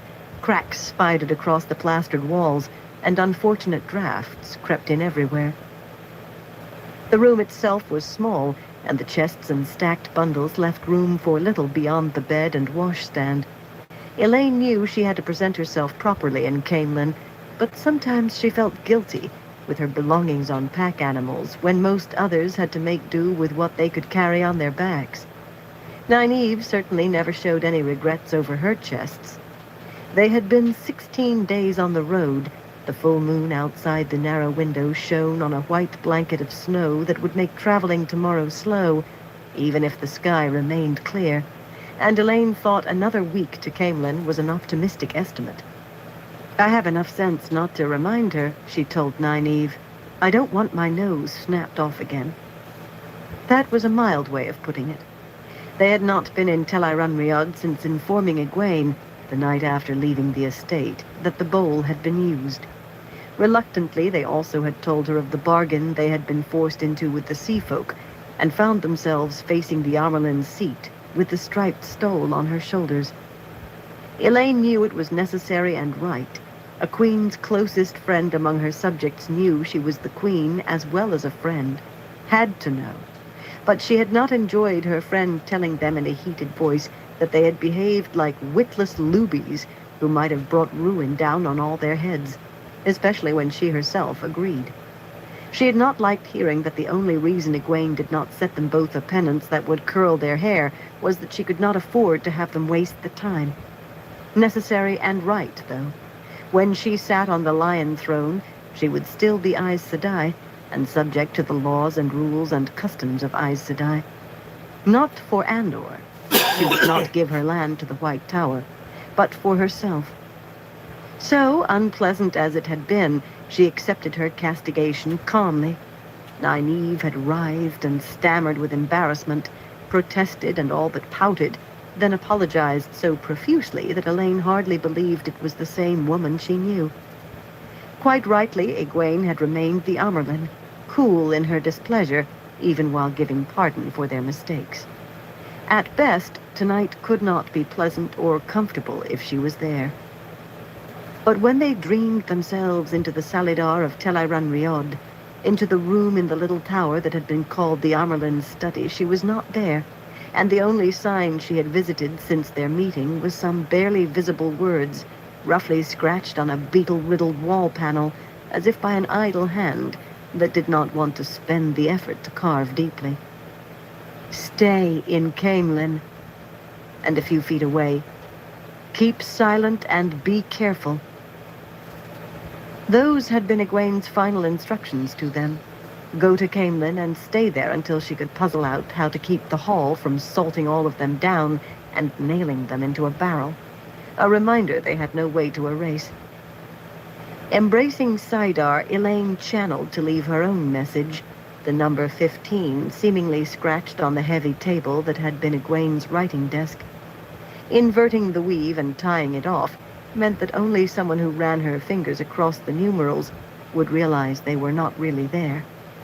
Perhaps it would not take 15 days to reach Camelin, but more than a week, she was certain. Nynaeve strode to the window and peered out both ways, careful not to put her head out through the open casement. It was night out there, as in the waking world, a full moon gleaming on bright snow, though the air did not feel cold. No one else should be there except them, and if anyone was, it was someone to avoid. "I hope she isn't having trouble with her plans," she muttered. "She told us not to mention those even to each other, Nynaeve. A secret spoken finds wings." That had been another of Linny's many favorites. Nynaeve grimaced over her shoulder, then returned to peering down the narrow alley. "It's different for you. I tended her as a child, changed her swaddling, smacked her bottom a time or two, and now I have to leap when she snaps her fingers. It's hard." Elaine could not help herself. She snapped her fingers. Nynaeve spun so fast that she blurred, her face pop-eyed with horror. Her dress blurred too, from blue riding silks to an accepted banded white to what she referred to as good, stout, Two Rivers wool, dark and thick. When she realized Egwene was not there, had not been listening, she almost fainted with relief. When they stepped back to their bodies and woke long enough to tell the others they could come to bed, Avienda certainly thought it a good joke, and Birgitta laughed as well. Nynaeve had her revenge, though. The next morning she woke Elaine with an icicle. Elaine's shrieks woke everybody else in the whole village.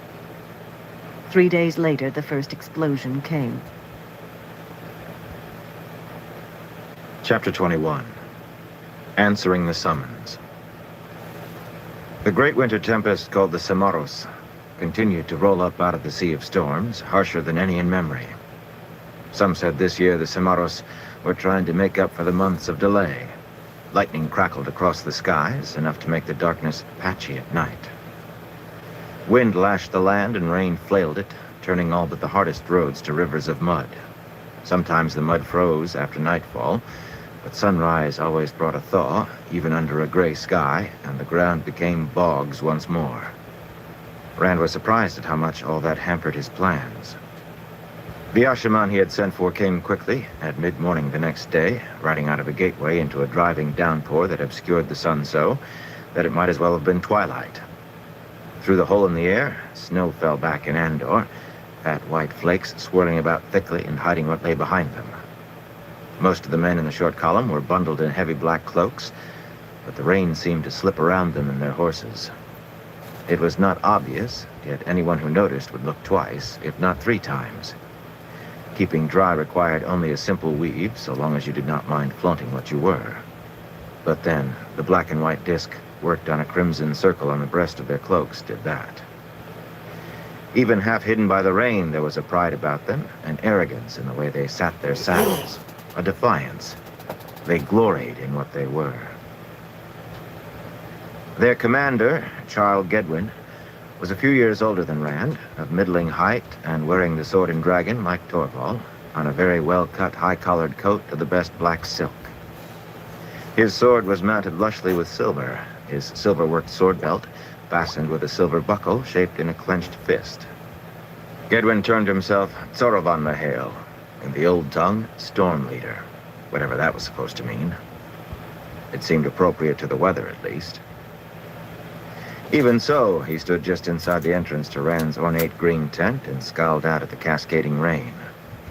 A guard of mounted companions encircled the tent, no more than 30 paces away, yet they were barely visible. They might have been statues, ignoring the torrent. "How do you expect me to find anyone in this?" Gedwin muttered, glancing back over his shoulder at Rand. A tick late, he added, "My Lord Dragon." His eyes were hard and challenging, but they always were, whether looking at a man or a fence post. "Rothschild and I brought 8 dedicated and 40 soldiers, enough to destroy an army, or cow, 10 kings. We might even make an Aes Sedai blink," he said wryly. "Burn me, the pair of us could do a fair job alone, or you could. Why do you need anyone else?"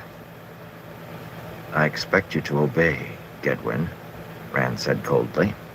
"Storm Leader."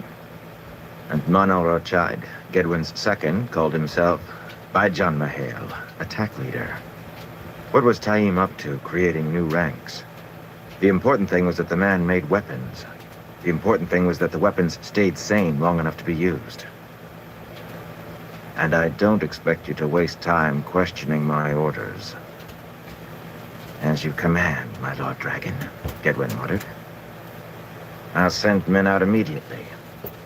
With a curt salute, fist to chest, he strode out into the storm. The deluge bent away from him, sheeting down the small shield he wove around himself. Rand wondered whether the man suspected how close he had come to dying when he seized Sayadine without warning. "You must kill him before he kills you," Lews Therin giggled. "They will, you know. Dead men can't betray anyone." The voice in Rand's head turned wondering. "But sometimes they don't die." Am I? Are you? Rand pushed the words down to a fly's buzzing, just on the edge of notice. Since his reappearance inside Rand's head, Lews Therin seldom went silent unless forced. The man seemed madder than ever most of the time, and usually angrier as well. Stronger sometimes, too. That voice invaded Rand's dreams, and when he saw himself in a dream, it was not always himself at all that he saw. It was not always Lews Therin either, the face he had come to recognize as Lews Therin's. Sometimes it was blurred, yet vaguely familiar, and Lews Therin seemed startled by it too. That was an indication how far the man's madness went. Or maybe his own. Not yet, Rand thought. I can't afford to go mad yet. When then? Lews Therin whispered before Rand could mute him again. With the arrival of Gedwin and the Ashaman, his plan to sweep the Shonchan westward got underway. Got underway and crept forward as slowly as a man laboring along one of those mired roads. He shifted his own camp at once, making no effort to hide his movements. There was little point to straining for secrecy. Word traveled slowly by pigeon and far slower by courier once the Samaros came. Yet he had no doubts he was watched, by the White Tower, by the Forsaken, by anyone who saw gain or loss in where the Dragon Reborn went, and could afford to slip coin to a soldier.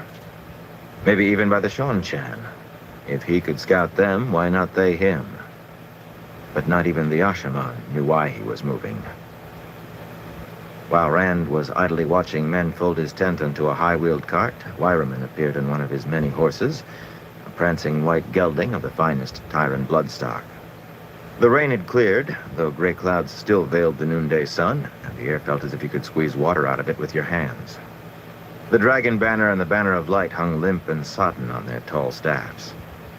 Tyran defenders had replaced the companions, and as Wyraman rode through their mounted ring, he frowned at Radrivar Tihera, a lean fellow, dark even for a Tyran, with a short beard trimmed to a very sharp point. A very minor noble who had had to rise through his abilities, Tihera was punctilious in the extreme. The fat white plumes bobbing on his rimmed helmet added embellishment to the elaborate bow he gave Wyraman. The High Lord's frown deepened. There was no need for the captain of the Stone to be personally in charge of Rand's bodyguard, but he frequently was, just as Marklin often commanded the companions himself. An often bitter rivalry had grown up between defenders and companions, centering on who should guard Rand. The Tyrans claimed the right because he had ruled longer in Tyr, the Illianers because he was, after all, king of Ilion. Perhaps Wyraman had heard some of the mutters among the defenders that it was time Tyr had a king of its own, and who better than the man who had taken the stone? Wyraman more than agreed with the need, but not with the choice of who should wear the crown. He was not the only one. The man smoothed his features as soon as he saw Rand looking, and swung down from his gold-tooled saddle to offer a bow that made Tihera's seem simple. Iron-spined as he was, he could puff up and strut in his sleep, though he did grimace slightly at putting his polished boot into the mud. He wore a rain cape to keep the mist off his fine clothes, but even that was encrusted with gold embroidery and had a collar of sapphires. For all of Rand's coat of deep green silk with golden bees climbing the sleeves and lapels, anyone might have been forgiven for thinking the crown of swords belonged on the other's head, not his. My Lord Dragon, Wyraman intoned. I cannot express how happy I am to see you guarded by Tyrans, my Lord Dragon. Surely the world would weep if anything untoward happened. He was too intelligent to come out and call the companions untrustworthy. By a hair, he was.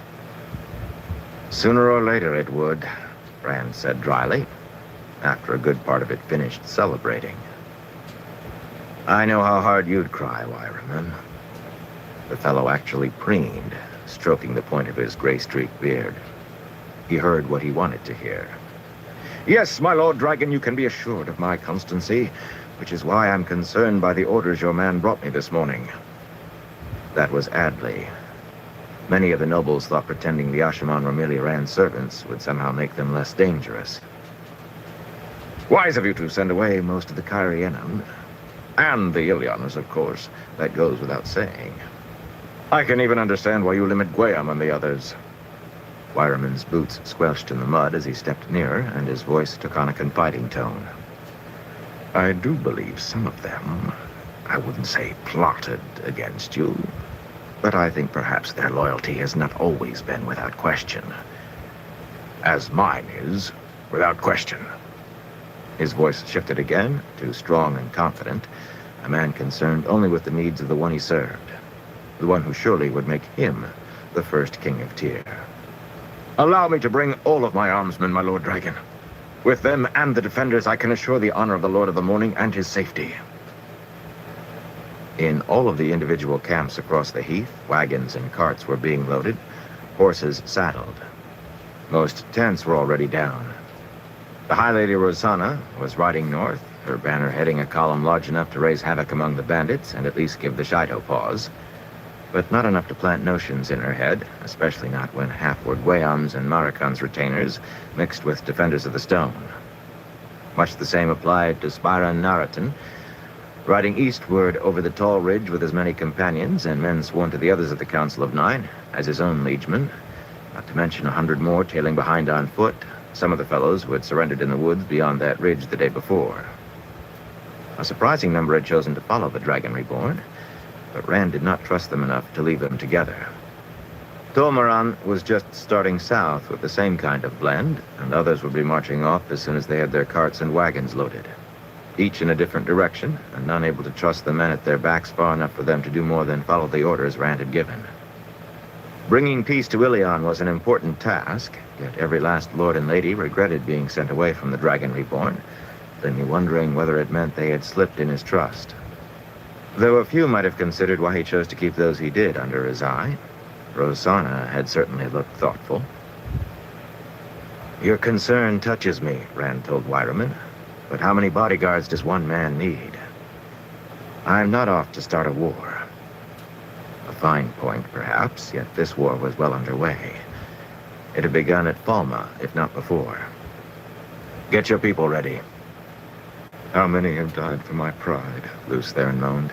How many have died for my mistakes? May I at least ask where we are going? Wireman's question, not quite exasperated, came right atop the voice in Rand's head. "The city," Rand snapped. He did not know how many had died for his mistakes, but none for his pride. He was sure of that. Wireman opened his mouth, plainly confused as to whether he meant Tyr or Ilion, or maybe even Kyrian. But Rand gestured him away with the dragon scepter, a sharp stabbing motion that made the green and white tassel swing. He half wished he could stab Luce Theron with it. "I don't intend to sit here all day, Wireman. Go to your men." Less than an hour later, he took hold of the true source and prepared to make a gateway for traveling. He had to fight the dizziness that gripped him lately whenever he seized or loosed the power. He did not quite sway in Tidashar's saddle. What with the molten filth floating on Saidin, the frozen slime, touching the source came close to emptying his stomach. Seeing double, even for only a few moments, made weaving flows difficult, if not impossible. And he could have told Deshiva or Flynn or one of the others to do it, but Gedwin and Rochide were holding their horses' reins in front of a dozen or so black-coated soldiers, all who had not been out to search. Just standing there patiently and watching Rand. Rochide, no more than a hand shorter than Rand and maybe 2 years younger, was also full Ashaman, and his coat too was silk. A small smile played on his face, as if he knew things others did not, and was amused. What did he know? About the Shonchan, surely, if not Rand's plans for them. What else?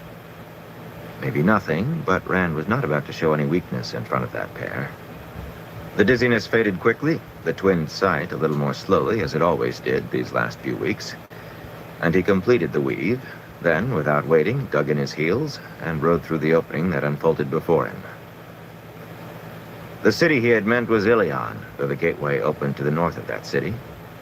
Despite Wireman's supposed concerns, he hardly went unprotected and alone. Nearly 3,000 men rode through that tall square hole in the air, into rolling meadowland, not far from the broad muddy road that led down to the causeway of the Northern Star. Even when every lord had only been allowed a handful of armsmen, to men accustomed to leading 1,000, if not thousands, 100 or so were a handful.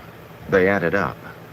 Tyrans and Kyrianen and Ilianers, defenders of the stone under Tihera, and companions under Markelin, Ashaman healing Gedwin. The Ashaman who had come with him, anyway. Deshiva and Flynn and the rest kept their horses close behind Rand. All but Narishma. Narishma had not come back yet. The man knew where to find him, but Rand did not like it. Each kind kept to themselves as much as possible. Gwayam and Marakan and Arakom rode with Wyraman, all eyeing Rand more than where they were going. And Gregor and Panar, with 3 others of the Council of the Nine, leaning in their saddles to speak softly and uneasily among themselves. Samaradrid, with a knot of tight-faced Kyrianen lords behind him, watched Rand almost as closely as the Tyrants did. Rand had chosen those who came with him as carefully as those he sent away, not always for the reasons others might have used. Had there been any onlookers, it would have been a brave display, with all their bright banners and pennants, and small Khan rising from some of the Kyrianen's backs. Bright and brave and very dangerous. Some had plotted against him, and he had learned that Samaradrid's House Maravin had old alliances with House Riotan, which stood in open rebellion against him in Kyrian. Samaradrid did not deny the connection, but he had not mentioned it before Rand heard either. The Council of Nine were just too new to him to risk leaving them all behind, and Wyraman was a fool. Left to his own devices, he might well try to gain the Lord Dragon's favor by marching an army against the Seanchan, or Murundi, or the light alone knew who or where. Too stupid to leave behind, too powerful to shove aside, so he rode with Rand, and thought himself honored. It was almost a pity he was not stupid enough to do something that would get him executed. Behind came the servants and carts. No one understood why Rand had sent all of the wagons with the others, and he was not about to explain. Who owned the next pair of ears that would hear? And in the long strings of spare mounts, led by horse handlers, and straggling files of men in battered breastplates that did not quite fit, or leather jerkins sewn with rusty steel discs, carrying bows or crossbows or spears, and even a few pikes. More of the fellows who had obeyed Lord Bren's summons and decided against going home unarmed. Their leader was the runny-nosed man Rand had spoken to on the edge of the woods, Egan Padros by name, and much brighter than he looked. It was difficult for a commoner to rise very far most places, but Rand had marked Padros out. The fellow gathered his men off to one side, but the whole lot of them milled about, elbowing one another aside for a better view southward. The causeway of the Northern Star stretched arrow straight through the miles of brown marsh that surrounded Ilion, a wide road of hard-packed dirt broken by flat stone bridges. A wind from the south carried sea salt and a hint of tanneries. Ilion was a sprawling city, easily as large as Camelin or Kyrian. Brightly colored roof tiles and hundreds of thrusting towers gleaming in the sun were just visible across that sea of grass, where long-legged cranes waited and flocks of white birds flew low, uttering shrill cries. Ilion had never needed walls, not that walls would have done the city any good against him. There was considerable disappointment that he did not mean to enter Ilion, though no one spoke a complaint, at least not where he could hear. Still, there were plenty of glum faces and sour mutters as hasty camps began going up. Like most of the great cities, Ilion had a name for exotic mystery, free-handed tapsters, and willing women. At least among men who had never been there, even when it was their own capital. Ignorance always inflated a city's reputation for such things. As it was, only more galloped off across the causeway. Men straightened from hammering tent pegs or setting picket lines for the horses, and followed him with jealous eyes. Nobles watched curiously, while trying to pretend they were not.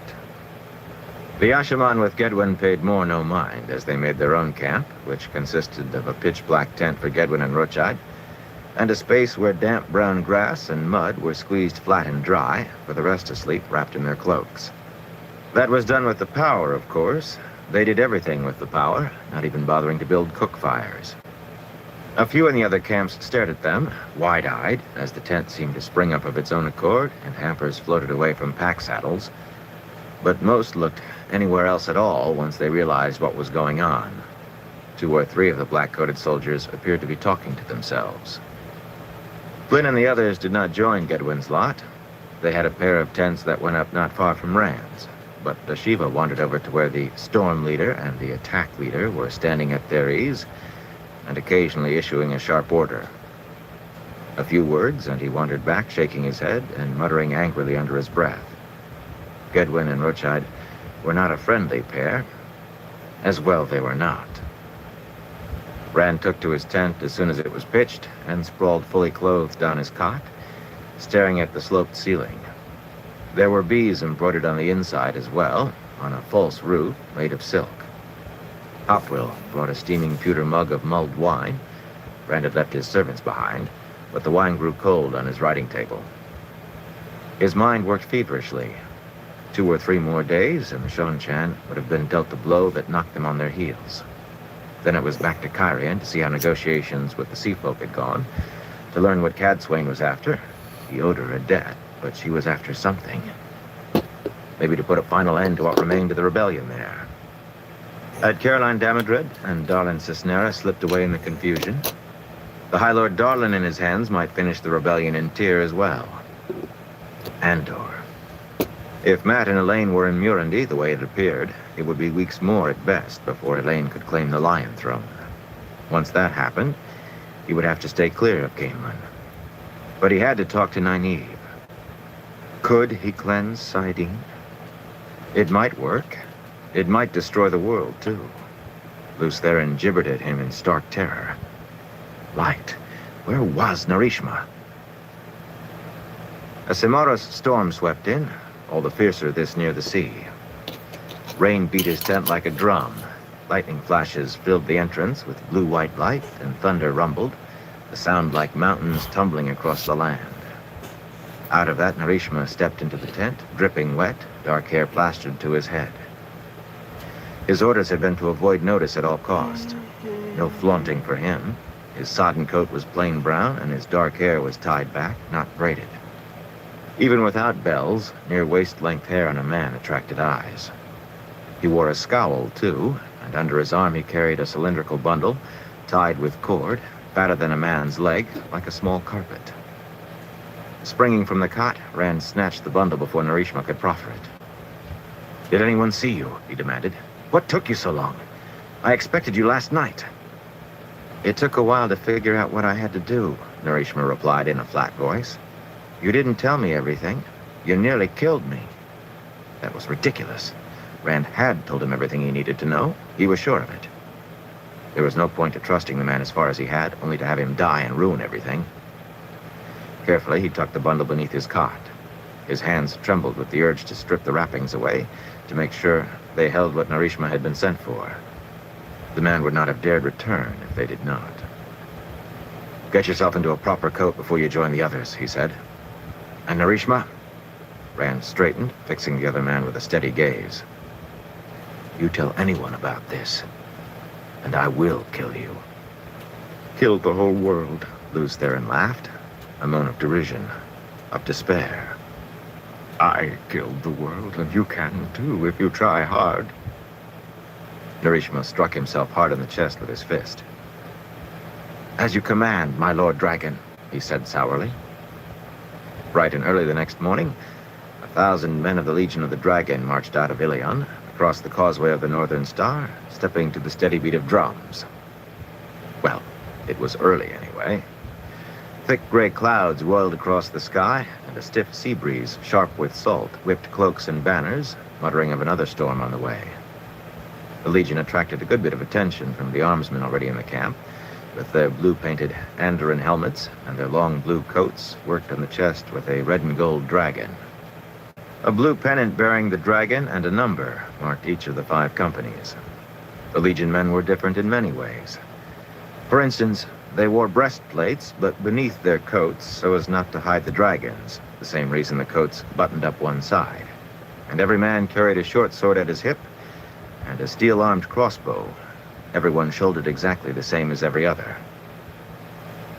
The officers walked, each with a tall red plume on his helmet, just ahead of Drum and Pennant. The only horses were Moore's mouse-colored gelding at their head, and pack animals at the rear. foot, Wireman muttered, slapping his reins in a gauntleted hand. Burn my soul, they're no good, Foot. They'll scatter the first charge. Before. The first of the column strode off the causeway. They had helped take Ilion, and they had not scattered. Samaradrid shook his head. No pikes, he muttered. I've seen well-led foot hold with pikes, but without. He made a sound of disgust in his throat. Gregorin Panar, the third man sitting his saddle near Rand to watch the new arrivals, said nothing. Perhaps he had no prejudice against infantry, though if he did not, he would be one of only a handful of noblemen Rand had met without it. But he tried hard not to frown, and almost succeeded. Everyone knew by now that the men with the dragon on their chests bore arms because they had chosen to follow Rand, chosen to follow the Dragon Reborn, for no other reason than that they wanted to. The Illianer had to be wondering where they were going that Rand wanted the Legion, and the Council of Nine was not trusted to know. For that matter, Samaradrid eyed Rand sideways. Only Wireman was too stupid to think. Rand turned Tidashar away. Narishma's package had been rewrapped into a thinner bundle and tied beneath his left stirrup leather. "Strike the camp. We're moving," he told the three nobles. This time, he let Shiva lead the gateway to take them all away. The plain-faced fellow frowned at him and mumbled to himself. Shiva actually seemed affronted for some reason. And Gedwin and Rochide, their horses shoulder by shoulder, watched with sardonic smiles as the silvery slash of light rotated into a hole in nothing. Watched Rand more than Shiva? Well, let them watch. How often could he see Sayadin and risk falling dizzily on his face before he really did fall? It could not be where they could see. This time, the gateway took them to a wide road carved through the low, brushy foothills of mountains to the west. The Namarlan Mountains. Not the equals of the Mountains of Mist, and not a patch on the spine of the world, but they rose dark and severe against the sky, sharp peaks that walled the west coast of Ilion. Beyond them lay Cabal Deep, and beyond that... Men began to recognize the peaks soon enough. Gregorin Panar took one look around and nodded in sudden satisfaction. The other three counselors and Marklin reined close to him to talk while horsemen were still pouring through the gateway. Samaradrid required only a bit longer to puzzle it out, and Tahara, and they also looked as if they understood now. The Silver Road ran from the city to Lugard and carried all of the inland trade for the west. There was a gold road, too, that led to Farmatting. Roads and names alike dated from before there had been an Ilion. Centuries of wagon wheels, hooves, and boots had beaten them hard, and the Samaros could only skim them with mud. They were among the few reliable highways in Ilion for moving large groups of men in winter. Everyone knew about the Shonchan in Ebu Dar by this time, though a good many of the tales Rand had heard among the armsmen made the invaders seem Trollocs' meaner cousins. If the Shonchan intended to strike into Ilion, the Silver Road was a good place to gather for defense. Samaradrid and the others thought they knew what he planned. He must have learned that the Shonchan were coming, and the Ashaman were there to destroy them when they did. Given the stories about the Shonchan, no one seemed too upset that that left little for them to do. Of course, Wireman had to have it explained to him finally, by Tahara, and he was upset, though he tried to mask it behind a grand speech about the wisdom of the Lord Dragon and the military genius of the Lord of the Morning, along with how he personally would lead the first charge against these Shonchan. A pure bull-goose fool. With luck, anyone else who learned of a gathering on the Silver Road would at least not be much brighter than Samaradrid or Gregorin. With luck, no one who mattered would learn before it was too late. Settling into wait, Rand thought it would only be another day or so, but as the days stretched out, he began to wonder whether he might be nearly as big a fool as Wireman. Most of the Ashaman were out searching across Ilion and Tyr and the plains of Moredo for the rest of those Rand wanted. Searching through the Samaros. Gateways and traveling were all very well, but even Ashaman took time to find who they sought when downpours hit anything 50 paces away, and quagmires dragged rumor to a near halt. Searching Ashaman passed within a mile of their quarry in ignorance, and turned only to learn the men had moved on again. Some had farther to go, seeking people not necessarily eager to be found. Days passed before the first brought news. The High Lord Sunaman joined Wireman, a fat man with an unctuous manner, toward Rand at least. Smooth in his fine silk coat, always smiling, he was voluble in his declarations of loyalty, but he had plotted against Rand so long that he probably did so in his sleep. The High Lord Torian came, with his lumpy farmer's face and his vast wealth, stammering about the honor of riding once more at the Lord Dragon's side. Gold concerned Torian more than anything else, except possibly the privileges Rand had taken away from the nobles in Tyr. He seemed particularly dismayed to learn there were no serving girls in the camp, and not so much as a village nearby where compliant farm girls might be found. Torian had schemed against Rand every bit as often as Sunaman, maybe even more than Guayam or Marakan or Arakon. There were others. There was Bertom Saigon, a short, ruggedly handsome man with the front of his head shaved. He supposedly did not mourn the death of his cousin Kolaver too greatly, both because that made him the new high seat of House Saigon, and because rumor said Rand had executed her, or murdered her. Bertom bowed and smiled, and his smile never reached his dark eyes. Some said he had been very fond of his cousin. Ailil Ryaton came, a slim, dignified woman with big, dark eyes, not young, but quite pretty, protesting that she had a lance captain to lead her armsmen and no desire to take the field in person.